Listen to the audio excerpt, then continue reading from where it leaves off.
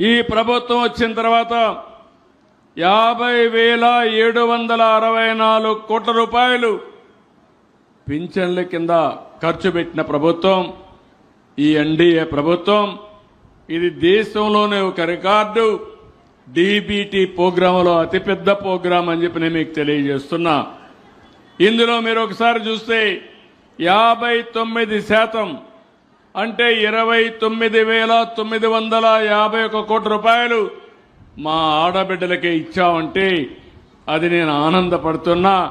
అన్ని రకాల ఆడబిడ్డలకు ఎక్కువ ఇచ్చిన ప్రభుత్వం, ఎక్కువ ఆదరించిన ప్రభుత్వం తెలుగుదేశం ప్రభుత్వం, ఎన్డీఏ ప్రభుత్వం అని చెప్పి కూడా నేను మీకు తెలియజేస్తున్నా. 4,93,00,000 మంది జనాభా ఉంటే అందులో 13% పింఛన్లు ఇస్తున్నాం. 63,35,147 మందికి నెలకు 2,745 కోట్లు ఇస్తున్నాం. నేను అడుగుతున్నా, ఎప్పుడైనా జీవితంలో మీరు చూశారా, ఆలోచించారా ఇంత పెద్ద ఎత్తున సహాయం జరుగుతుందని మిమ్మల్ని అడుగుతున్నాను. ఇది ప్రజా ప్రభుత్వం, పేదల ప్రభుత్వం. డబ్బులు లెక్క పెట్టుకోం.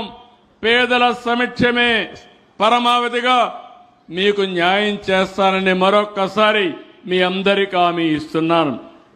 ఈ సత్యసాయి జిల్లాలో 116 కోట్లు ఖర్చు పెడుతున్నాం.